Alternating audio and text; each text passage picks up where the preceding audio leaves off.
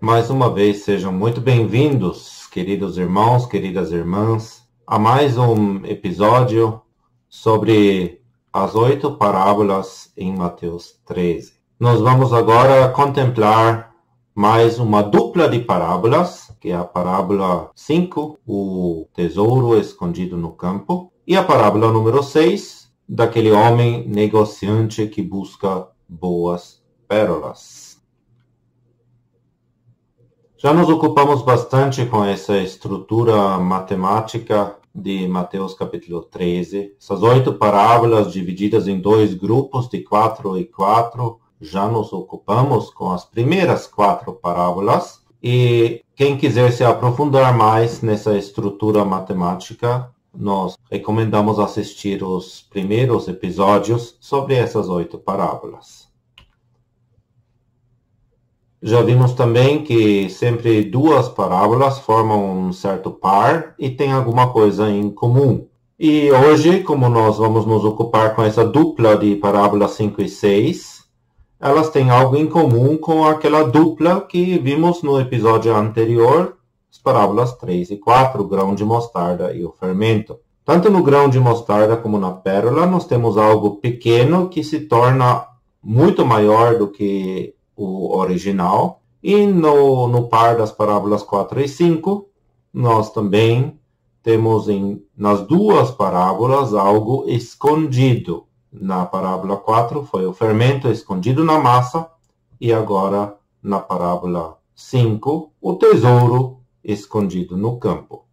Portanto, temos semelhanças nesses pares, temos um pensamento em comum, e ao mesmo tempo um contraste total, como veremos logo mais.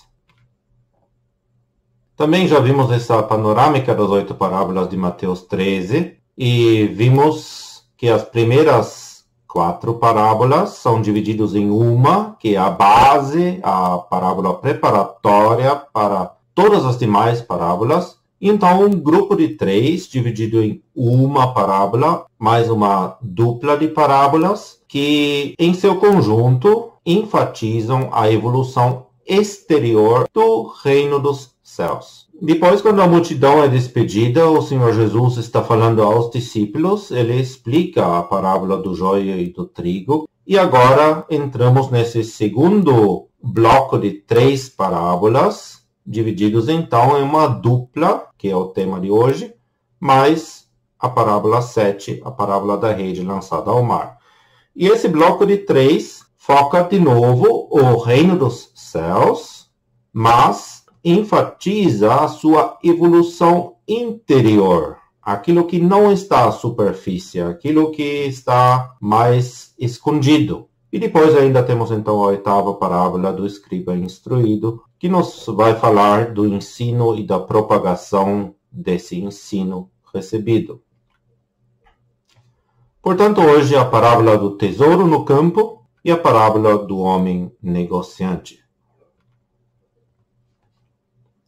No vídeo 5, nós contemplamos a parábola do grão de mostarda e do fermento. No vídeo 4, a parábola do joio no meio do trigo. E nós vimos que esse grupo de 3 parábolas está abrangendo o reino dos céus em sua evolução exterior. E a parábola do joio no meio do trigo contempla então toda a extensão desse reino, enquanto a parábola do grão de mostarda focava em um espaço menor, e a parábola do fermento um espaço ainda um pouquinho menor do que a anterior. Recomendamos de assistir também o episódio 5 a respeito dessas parábolas. Vimos ali que há uma mistura de bom e ruim nesse reino dos céus e que exteriormente visível o mal toma conta. A evolução não é boa. Vimos como o reino do céu aqui na Terra se desenvolve de uma insignificância aparente, exteriormente insignificante, a um poder político, social e econômico. A profissão inicial era boa, mas é penetrada por doutrina má, e o mal se torna aquilo que é característico para quem olha de fora. Isso faz com que surja uma grande pergunta em nossas cabeças. Qual é? Na verdade, são duas grandes perguntas que se colocam para nós. Quais que são? Bom, primeiro, isso tudo não seria uma enorme evolução na direção errada? O mal tomando conta na evolução exterior do reino dos céus? E a segunda pergunta, por que o Senhor suporta isso?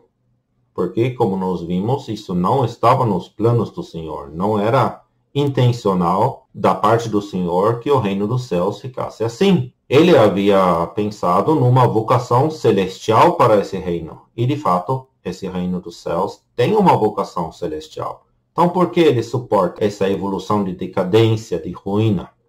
E a resposta está justamente nas 4 parábolas que se seguem agora na segunda parte desse capítulo 13 do Evangelho de Mateus. Nós vamos nos ocupar com essas 4 parábolas. Elas que nos dão a resposta a essas perguntas. Ali que está o segredo. E, primeiramente, então, hoje, essa dupla de 2 parábolas que nos vai dar uma luz grande já quanto a essas perguntas que surgiram. Aqui nós verificamos que é uma mudança de lugar geográfico e também que o auditório, as pessoas que assistem ao Senhor Jesus em suas explicações, sofrem uma mudança. Até agora, o Senhor Jesus havia estado à beira do lago. Agora isso muda e ele vai para dentro de casa. Isso nós lemos em Mateus 13, no versículo 36. Então, tendo despedido a multidão, foi Jesus para casa. E chegaram ao pé dele os seus discípulos. Então, mudança de lugar, mudança de auditório. Da multidão, ele se volta agora para os seus discípulos. E qual que é o motivo para isso? Já nos vimos algo disso no vídeo anterior. E agora podemos ler esse versículo do Salmo 25, versículo 14. O segredo do Senhor é para os que o temem, e ele lhes fará saber o seu conserto. Então isso é bastante significativo agora. Os discípulos é o círculo interior, são aqueles que têm uma ligação viva com o Senhor Jesus, com exceção de Judas Iscariotes, e a estes que lhe pertencem, que estão mais próximos dele, que têm uma compreensão então melhor dos pensamentos do Senhor, ou ao menos deveriam tê-lo, a esses ele se dirige revelando os pensamentos mais profundos que ele tem tido ao contar essas parábolas. Aos discípulos, a nós, aplicando isso a nós hoje, que temos o Espírito Santo inabitando em nós, e ele nos capacita e quer nos guiar em toda a verdade. A esses o Senhor quer revelar os seus segredos. Aqueles que estão na casa. Aqui já não é mais a casa de Israel, como vimos no início desse capítulo, quando o Senhor Jesus havia saído de casa. Ali ele saiu em figura da casa de Israel para se voltar às nações. Agora, a casa aqui é uma figura de um lugar restrito, de um lugar separado da multidão, onde ele pode falar com tranquilidade a seus discípulos. E a eles ele quer revelar os segredos, e isso ele quer também a nós hoje. Começamos com uma exortação. Essa exortação nós temos no versículo 43 desse capítulo Mateus 13. Quem tem ouvidos para ouvir, ouça. Isso ele diz aos discípulos em especial. Isso ele diz a você, isso ele diz a mim também. Quem tem ouvidos para ouvir, ouça. Nós temos ouvidos. Então, ele quer que ouçamos. E eu não estou falando apenas dos ouvidos físicos, mas também dos ouvidos do nosso homem interior. O nosso ouvido físico pode ficar surdo. O ouvido do nosso homem interior não pode, porque esse homem interior, ele tem as características divinas, ele tem a natureza divina, e essa natureza divina não fica surda. É verdade que temos ainda dentro de nós a velha natureza, e essa sim pode se fazer de surdo para as palavras do Senhor. Que não sejamos pessoas assim, mas que tenhamos ouvidos para ouvir, que ouçamos o que Ele quer nos dizer. Prossigamos agora com a leitura bíblica dessas duas parábolas. Também o reino dos céus é semelhante a um tesouro escondido num campo, que um homem achou e escondeu. E, pelo gozo dele, vai, vende tudo quanto tem e compra aquele campo. Outro sim, o reino dos céus é semelhante ao homem negociante que busca boas pérolas. E encontrando uma pérola de grande valor, foi, vendeu tudo quanto tinha e comprou-a. O tesouro escondido no campo. Essa parábola nos mostra agora uma unidade composta. Mostra mais a visão individual, foca o indivíduo. E isso nós já vimos também no episódio anterior, em um outro contexto. Unidade composta, por quê? Porque um tesouro normalmente é composto por várias coisinhas.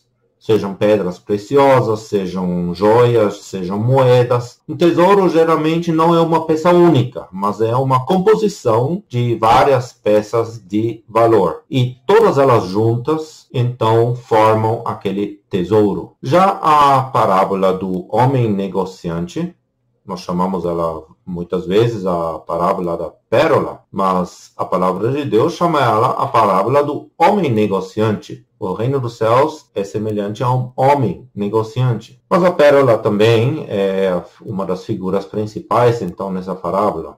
Ali nós temos, em contraste com o tesouro, uma unidade não composta. A pérola é uma peça única de grande valor. E ali nós temos a visão coletiva. Na parábola do tesouro escondido no campo, portanto, já vemos, por meio de sua composição, uma visão mais individual. Cada peça, de certa forma, é focada, que forma em conjunto um tesouro. Já na pérola, nós vemos mais o coletivo, vemos o conjunto que é precioso em si, sem focar necessariamente o indivíduo. Vamos um pouco ao pano de fundo dessas duas parábolas. É sempre bom a gente entender aquilo que está por detrás, as figuras em si e a sua aplicação no seu contexto histórico, porque a partir desse sentido literal, nós podemos compreender então melhor o sentido espiritual. Em épocas bíblicas e também ainda em vários lugares hoje, escondia-se coisas preciosas na terra em caso de perigo. Por exemplo, uma guerra se aproximando, algo precioso que você tinha em casa para protegê-lo de roubo, de ladrões, você escondia na terra. Algumas pessoas procedem assim até hoje e ainda fazem isso. Um costume, já desde as épocas da antiga Babilônia, um costume entre os ricos principalmente, era dividir a sua fortuna em 3 partes. 1/3 se usava para negociar, para aplicar. 1/3 se investia em pedras preciosas como uma reserva móvel, algo que se podia levar consigo se fosse necessário, por exemplo, fugir de uma maneira bem rápida. As pedras preciosas eram peças relativamente pequenas, mas que podiam preservar um grande valor, ocupando pouco espaço. Então era algo que era muito bom para ser guardada como uma reserva em casa, em caso de um perigo de fuga. Você podia levar aquilo junto. E 1/3 se escondia na terra. Era uma reserva de longo prazo. Então, isso é o pano de fundo dessa parábola do tesouro escondido. Nos mostra por que alguém escondia um tesouro na terra. O Senhor, ele não menciona nessa parábola, que nos fala de 2 vezes esconder, ele não nos fala quem escondeu primeiramente aquele tesouro. Também ele não aborda nessa parábola o porquê esse tesouro ter sido escondido na terra. Tão pouco ele nos fala quando isso aconteceu. E tão pouco ele nos fala que houve alguma busca ou procura por esse tesouro. São coisas que não são mencionadas, mas especialmente esse último ponto é um ponto importante. A parábola menciona que esse homem achou o tesouro, mas não nos diz que esse homem buscou ou procurou pelo tesouro. Isso está de pleno acordo com a simbologia dessa parábola. Nós já podemos muito bem imaginar que, como antes também, o homem representava geralmente o Senhor Jesus. Aqui também o homem é ele. E ele, enquanto Deus, Filho eterno de Deus, ele sabia exatamente onde estava o tesouro. Ele não precisava buscar pelo tesouro. Ele não precisava procurar por esse tesouro. Ocupando-nos um pouco mais com os símbolos dessa parábola. O homem reaparece diversas vezes nessas parábolas todas, já desde a parábola do semeador. Depois também já vimos esse homem aparecendo na parábola do joio, no meio do trigo. Nós vimos esse homem também na parábola do grão de mostarda. E aqui, novamente, o homem. E esse homem é o próprio Senhor Jesus, uma figura dele, sempre. Já vimos na parábola do semeador, que é ele que inicia a obra e que continua a obra, que faz a obra da semeadura. Sempre esse homem é uma figura do Senhor Jesus. Isso nos mostra já a preciosidade que esse tesouro tem. Imagine, o Senhor Jesus, o Filho de Deus, ele se dá ao trabalho de esconder esse tesouro após achá-lo, e não apenas isso.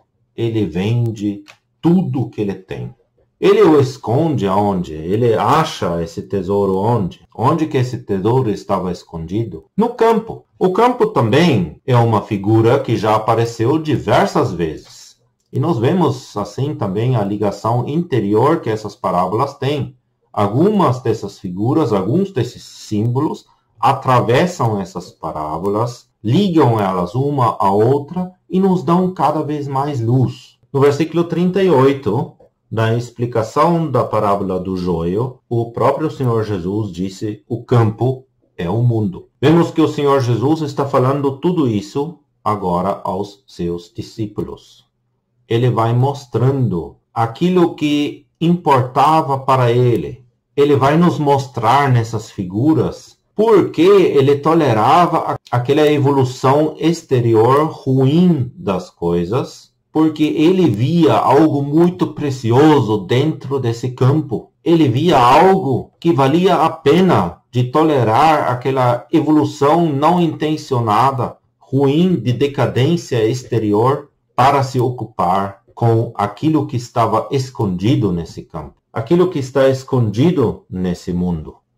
Aqui esse campo agora serve para guardar alguma coisa, guardar aquele tesouro. Ele está sendo guardado dentro do campo. E também quando esse homem acha aquele tesouro, ele novamente o esconde. E por que será que ele esconde novamente esse tesouro? Ele não poderia simplesmente, já que achou o tesouro, ficar com ele?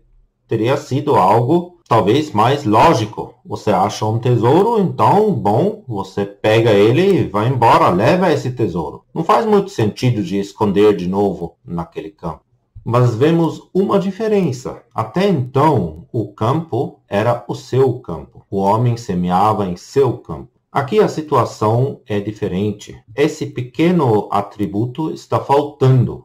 Apenas está sendo falado do campo, não do seu campo. Isso retrata ainda a situação desse campo antes da obra de redenção. Antes que Cristo tivesse adquirido esse campo para si. E para adquirir o tesouro, para que o tesouro pudesse ser de fato dele, com todos os direitos, ele tinha que comprar o campo. E é exatamente isso que aqui esse homem faz. Ele esconde o tesouro, ele pelo gozo dele, o tesouro lhe causou gozo, alegria, ele vai e vende tudo quanto tem. Ele não compra o tesouro, ele compra o campo todo.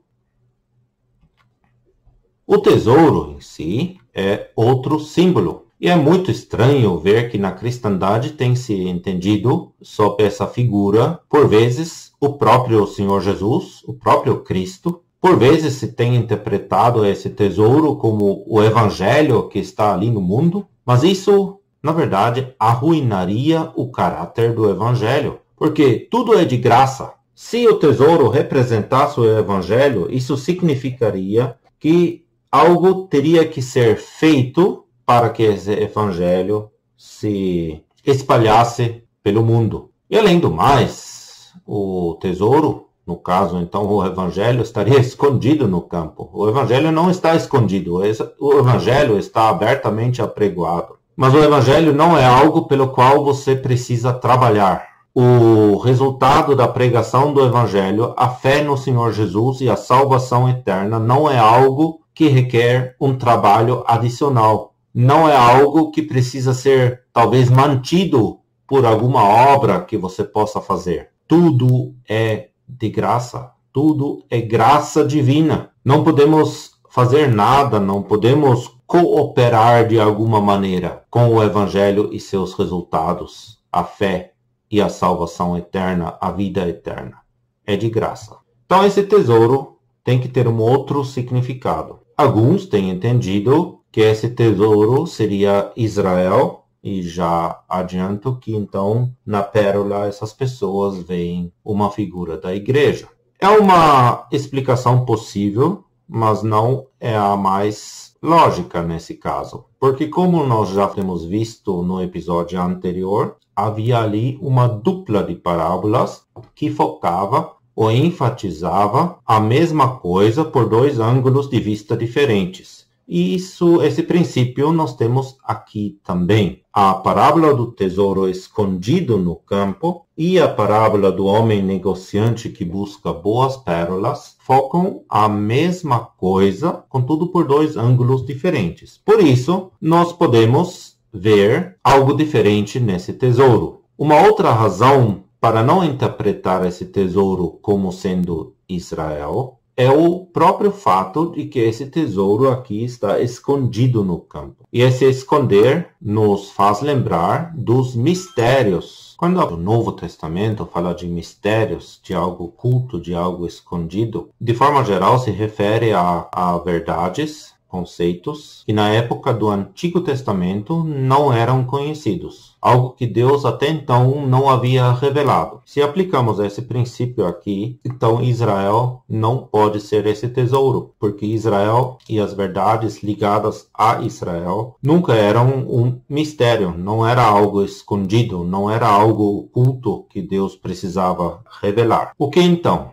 Muito bem, se não é Israel, o tesouro é uma figura da igreja. Tanto o tesouro aqui, como também na parábola do homem negociante, a pérola, aquela uma pérola, são uma figura da igreja. Contudo, só aspectos diferentes, olhado de ângulos diferentes. As duas parábolas formam uma dupla, focam a mesma coisa de ângulos diferentes. Não colocam uma coisa em contraste com a outra. Então, pelas razões expostas, podemos ver nesse tesouro, sim, uma figura da igreja. E essa, sim, estava oculta, estava escondida nos tempos do Antigo Testamento. O campo já existia, o campo é o mundo. E dentro desse campo, desde antes da fundação desse mundo, desde a eternidade, o Senhor via nesse campo um tesouro escondido. Ele sabia exatamente onde estava esse tesouro. Contudo, nós sabemos que esse campo chegou a ser dominado por Satanás. Ele se apoderou desse campo,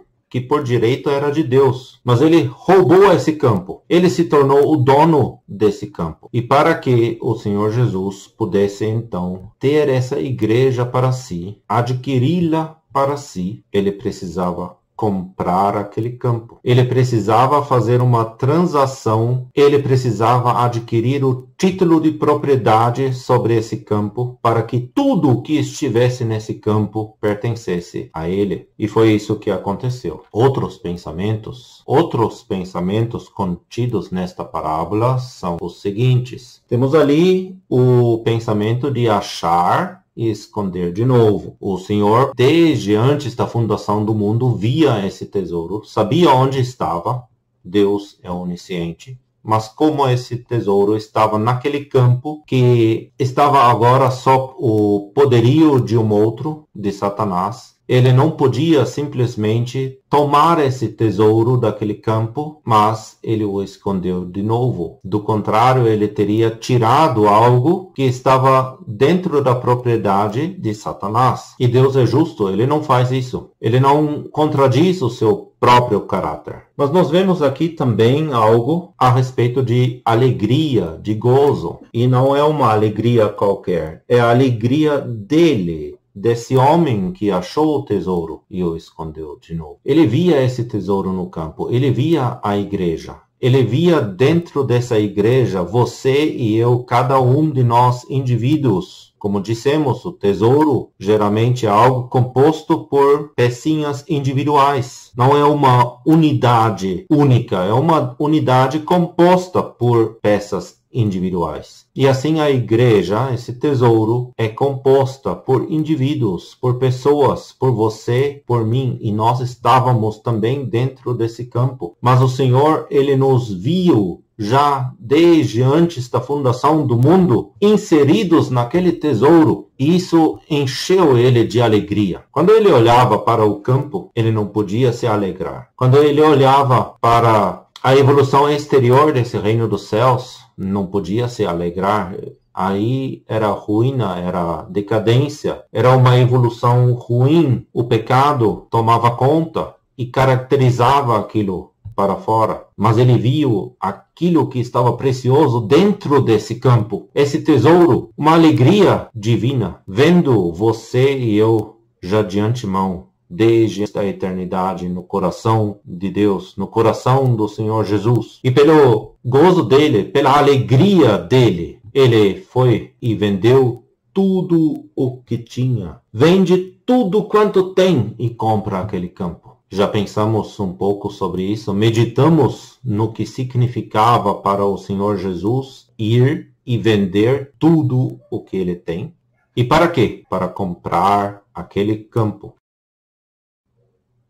Vamos repetir de novo alguns desses pensamentos para fixar isso melhor em nossos corações. Não apenas em nossas mentes. Como eu disse no episódio anterior, essas parábolas em específico, essas parábolas da segunda metade desse capítulo, falam muito aos nossos corações, aos corações daqueles que agora são dele, que fazem parte desse tesouro. Essas parábolas contemplam então o aspecto interior do reino dos céus, contemplam um espaço de tempo menor, a época da graça, enfatizada ali por meio dessas parábolas. E aqui nós podemos nos perguntar quem escondeu esse tesouro.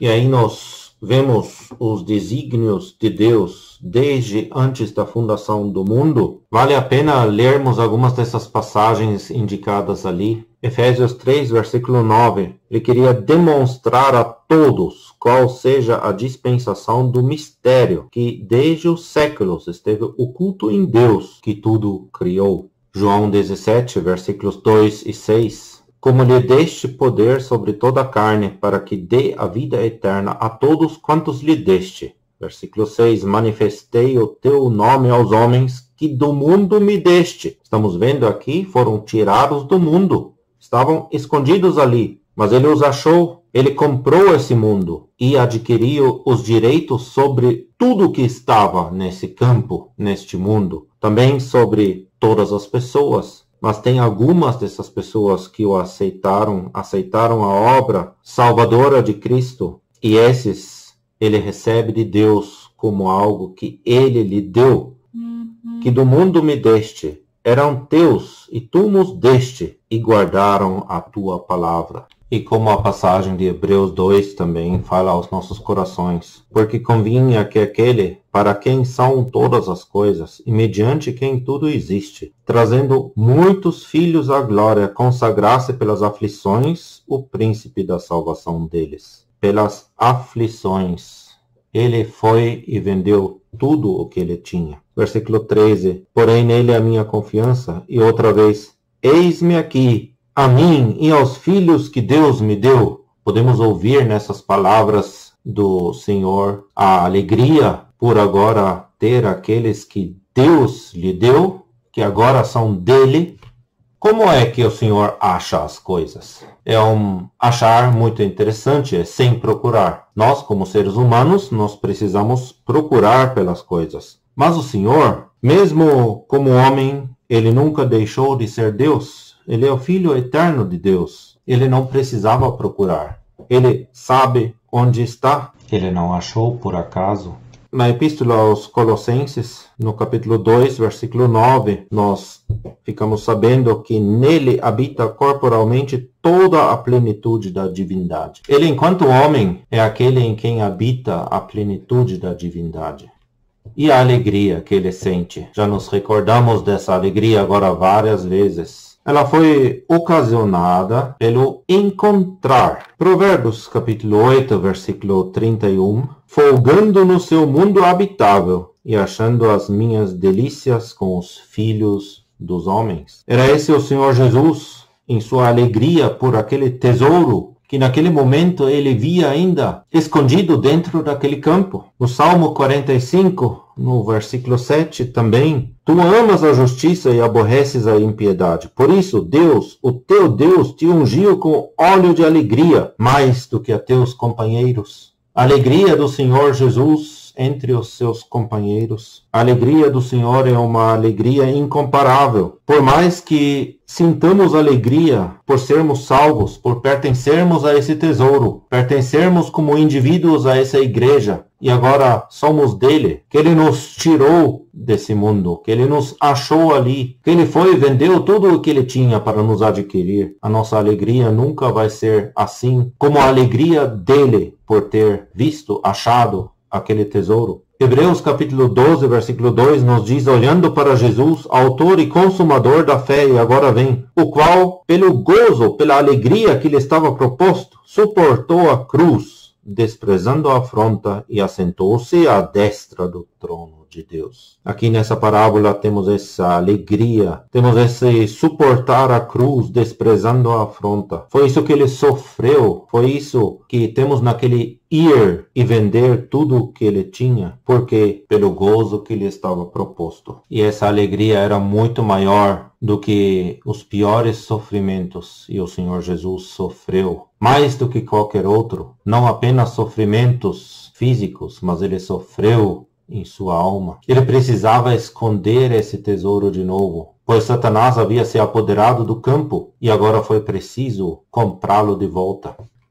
Ele foi, e nessa pequena palavrinha, ele vai, ir, nós vemos a morte e a ressurreição também do Senhor Jesus. Ele foi, ele vendeu tudo quanto que ele tinha. No Evangelho de João, capítulo 8 e versículo 21, nós lemos que o Senhor Jesus disse, e eu retiro-me, e buscar-me-eis, e morrereis no vosso pecado. Para onde eu vou, não podeis vós ir. Versículo 22, diziam, pois, os judeus, porventura quererá matar a si mesmo? Pois diz, para onde eu vou, não podeis vós ir. Vejamos aqui que ele não foi compreendido por aqueles que estavam ao redor dele. Por isso aqui ele não pode mais falar às multidões. Esses segredos ele precisa falar aos seus discípulos, e ele fala a você e a mim. Aqueles que têm o Espírito de Deus, mas é preciso algo mais, como vimos lá no Salmo 25, versículo 14. É preciso ter temor ao Senhor para que ele possa nos revelar isso. Simão Pedro perguntou ao Senhor Jesus, Senhor, para onde vais? Ele respondeu, para onde eu vou não podes agora seguir-me, mas depois me seguirás. E o Senhor Jesus ali está falando de sua morte. Mas ele não ficou na morte, ele ressuscitou. Prova esta, que o campo agora é dele, e com o campo o tesouro, você e eu. Ele vendeu tudo o que ele tem. Sim, o que custou ao Senhor Jesus esse ir a este mundo? Ele precisava vender tudo o que ele tinha. Já sabeis a graça de nosso Senhor Jesus Cristo, que sendo rico, por amor de vós, se fez pobre, para que pela sua pobreza enriquecesseis. O Senhor Jesus foi, ele vendeu tudo o que ele tinha. Ele era rico, mas ele se fez pobre por amor de nós. Para quê? Para nos dar riqueza. Éramos e somos preciosos aos olhos dele, um tesouro que ele achou e pelo qual ele deu tudo para adquirir todo aquele campo, para adquirir com esse campo a você e a mim de forma especial. Ele esvaziou-se ou aniquilou-se a si mesmo, tomando a forma de servo, fazendo-se semelhante aos homens. Eu gosto bastante dessa tradução, esvaziou-se a si mesmo, que é a tradução literal também nesse versículo. Ele não apenas se fez de nenhuma fama ou algo assim. Não, ele se esvaziou. Ele vendeu tudo o que ele tinha. Não ficou nada para ele. Ele não reteve nada. Ele vendeu a sua dignidade de Messias e Criador. Aqui nesta terra ele não se portava como Deus. Em alguns momentos a sua glória divina aparecia, mas ele vendeu tudo. Ele viveu aqui como um homem, e não como um homem rico, como um homem importante. Ele não apareceu como o Messias de Israel, o rei de Israel, mas sim, ele vendeu tudo. Ele não tinha aparência para que tivéssemos desejo por ele. Não, ele se esvaziou a si mesmo. Quando lemos esse versículo do Salmo 102, versículo 10, podemos ler o versículo 9 junto. Pois tenho comido cinza como pão e misturado com lágrimas a minha bebida, por causa da tua ira e da tua indignação. Isso fazia parte desse vender tudo, se submeter à ira, à indignação de Deus sobre o pecado, que foi julgado nele. Pois tu me levantaste e me arremessaste. Os meus dias são como a sombra que declina e como a erva me vou secando. Vejamos o que a nossa salvação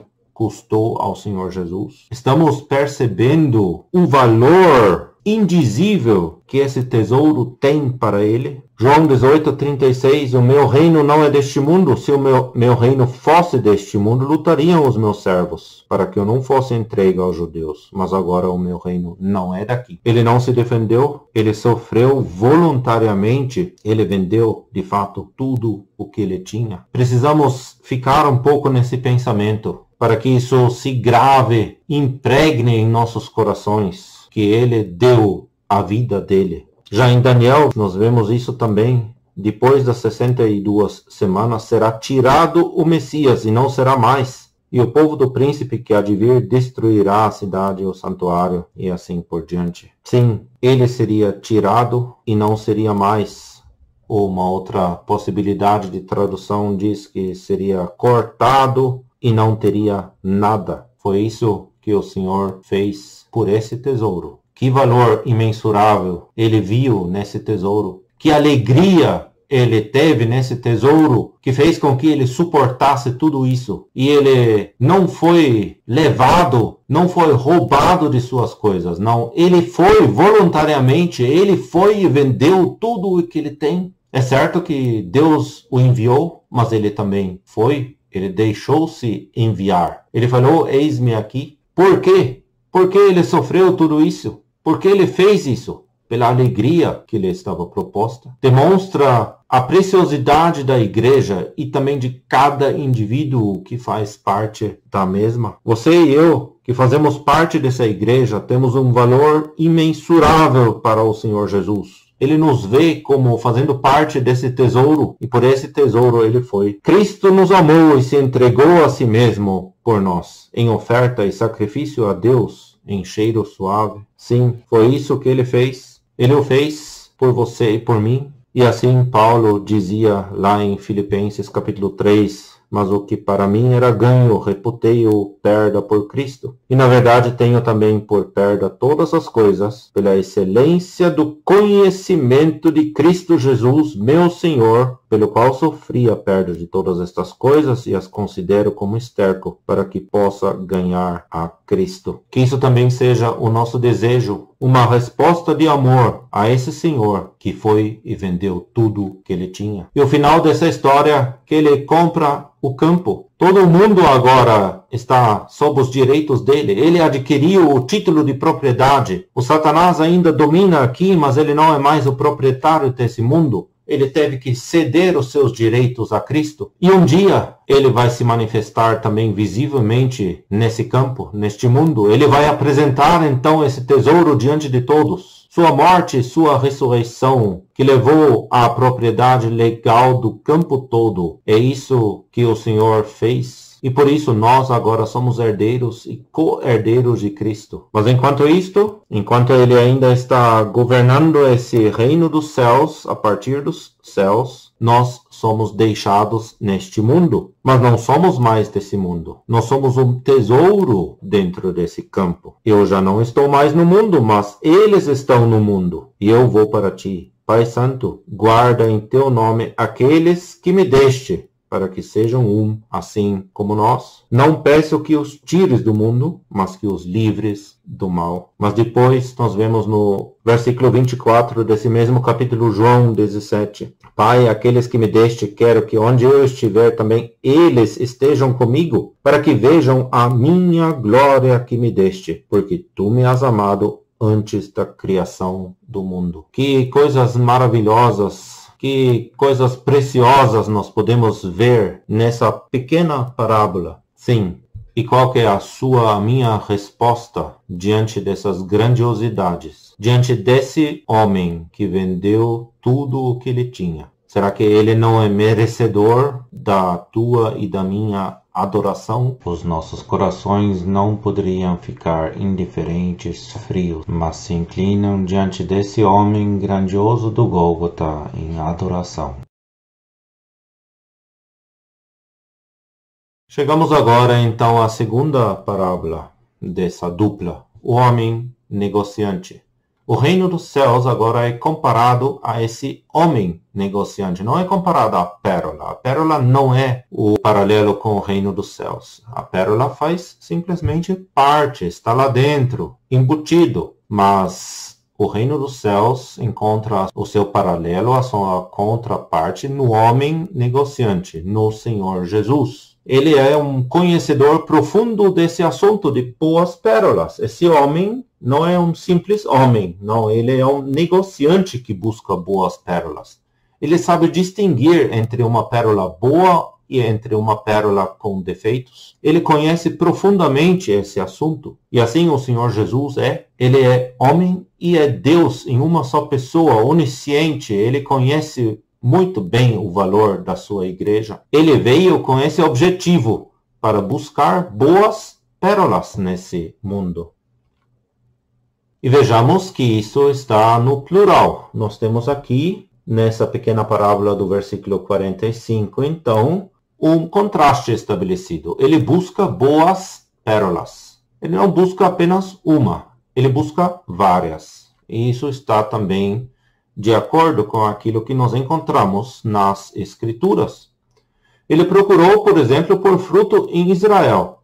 Israel é uma dessas pérolas que ele buscava. E Israel vai ser uma dessas pérolas realmente boas no futuro. Mas quando ele veio, ele procurou, ele buscou fruto em Israel e não achou. Mas ele continuou procurando. Ele procurou em Israel. Ele procurou entre as nações. Ele procurou se houvesse apenas uma pessoa entre essa multidão, entre essas milhões de pessoas que fizesse o bem. Mas o que ele encontrou? Nada. Não havia um, nem em Israel, nem entre as nações.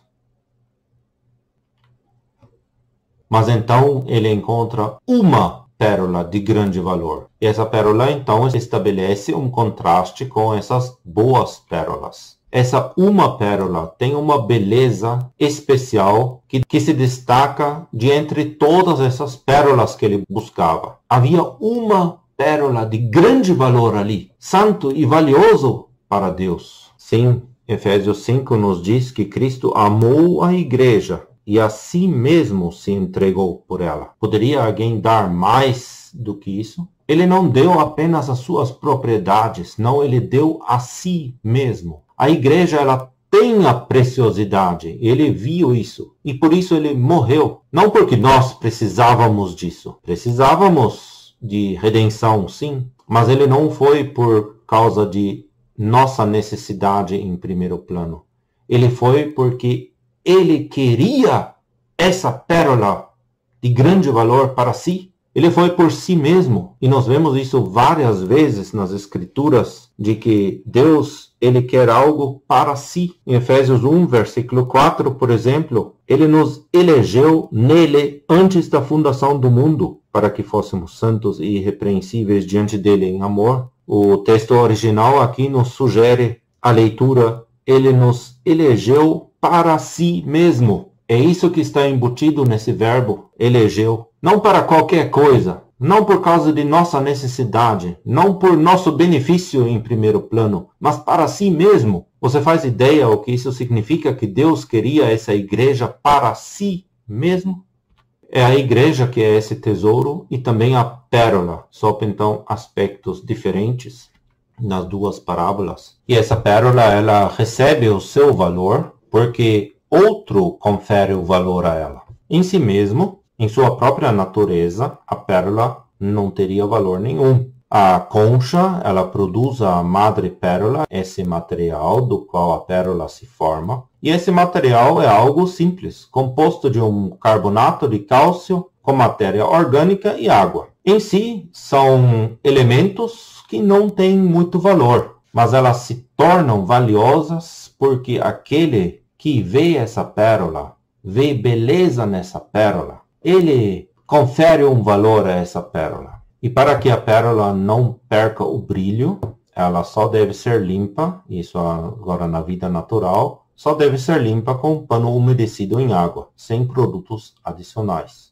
E não é isso também que nós vemos nas Escrituras? A igreja não perde o seu brilho porque o Senhor a lava com a lavagem da água pela palavra. O brilho da pérola não vem de dentro da pérola. A madrepérola em si não tem brilho, mas esse brilho provém da reflexão da luz em sua superfície. Não é um brilho próprio da pérola, mas conferido pela luz que é refletida pela pérola. E é assim conosco também, com a igreja de Deus. Essa igreja em si é composta por pessoas que são um material sem valor, como esse carbonato de cálcio, matéria orgânica, água. É algo que em si não teria valor, mas na sua composição, o Senhor vê nessa pérola um valor imenso. Ele confere valor a essa igreja. Nada é por merecimento nosso, nada é por propriedade própria nossa, mas sim pela graça dele.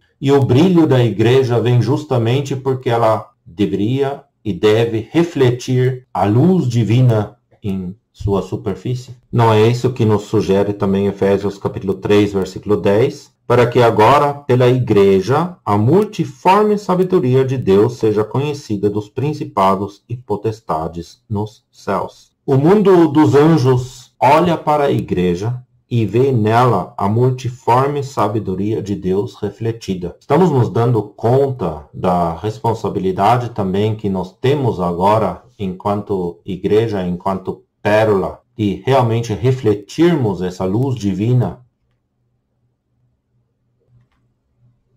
Ele acha uma pérola de grande valor. A pérola, ela se forma ou por introdução de um minúsculo corpo estranho naquele molusco, e para se proteger então desse corpo estranho, ele forma ao redor desse corpo estranho essa madrepérola. Vira essa pérola preciosa. Ou também hoje se acredita mais que o próprio molusco ele dá início ao processo produzindo a pérola a partir de seu próprio tecido. Somos como corpos estranhos, mas nós somos também de Cristo. Pertencemos a Ele, produzidos, assim dizer, por Ele, ainda que em nós mesmos éramos como um corpo estranho.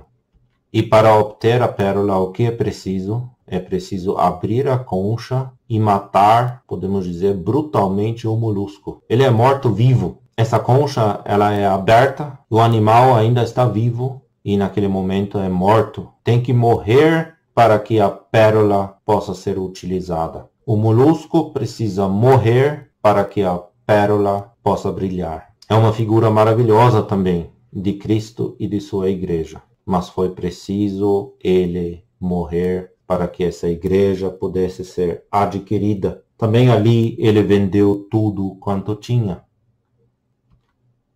Já falamos sobre isso. Falamos sobre o achar e o encontrar, que no grego também significa examinar, investigar, averiguar, pesquisar, desejar. Temos um exemplo disso em João capítulo 4, versículo 23. Esse homem negociante, ele achou, e com isso ele examinou, ele averiguou, ele desejou aquela pérola preciosa, ele viu toda a sua preciosidade, ele foi, já falamos sobre isso, ele vendeu tudo quanto tinha. Vamos deixar isso de novo falar aos nossos corações. E para quê? Para comprar aquela uma pérola. E agora temos um futuro maravilhoso também diante de nós. Segundo aos Tessalonicenses 1, versículo 10, nos mostra um pouquinho disso. Quando vier esse vier se refere ao Senhor, quando ele vier para ser glorificado nos seus santos e para se fazer admirável naquele dia em todos os que creem, porquanto o nosso testemunho foi crido entre vós. Ele se apresentará com todos os seus santos diante desse mundo. Ele vai apresentar essa pérola. Ele vai mostrar em público o valor que essa pérola tinha para ele e tem para ele. Apocalipse 21, versículos 12 e 21 também nos mostram um pouco disso. Quando temos a descrição da Santa Jerusalém, a grande cidade, no versículo 12 diz, e tinha um grande alto muro com 12 portas, e nas portas 12 anjos, e nomes escritos sobre elas, que são os nomes das 12 tribos dos filhos de Israel. Vemos ali uma alusão àquelas outras boas pérolas. Mas no versículo 21 vemos então que as 12 portas eram 12 pérolas. Cada uma das portas era uma pérola, e a praça da cidade de ouro puro como vidro transparente. Vemos ali nessa santa cidade uma figura da igreja no reino milenar, novamente a figura da pérola. E assim o brilho das outras boas pérolas, Israel, por exemplo, intermediado por aquela uma pérola de grande valor, a igreja. Ele vendeu tudo quanto ele tinha. Sim, a adoração nossa compete unicamente a Ele e ao nosso Deus e Pai. Espero que tenhamos percebido como essas parábolas, essas duas, embora sejam poucas palavras, falam profundamente aos nossos corações, porque nos apresentam aquele a quem nós amamos. Nos apresentam o Senhor Jesus, aquele que veio dos altos céus, que deixou a glória, que se tornou homem, que se fazia em forma de homem aqui nesta terra, para então sofrer e morrer naquela cruz do Gólgota, vendendo tudo o que ele tinha, para comprar a você e a mim um tesouro, para comprar a igreja como um todo, uma pérola de grande valor para ele. Eu convido a todos para nos reencontrarmos num próximo vídeo que vai falar da 7ª parábola desse capítulo, a parábola da rede lançada ao mar. Desejamos então as bênçãos do Senhor a cada um que ouviu e nos reencontramos logo mais. Vejam também os outros vídeos sobre as primeiras parábolas desse capítulo e desejo a todos as ricas bênçãos do Senhor. Até lá, a gente se encontra de novo.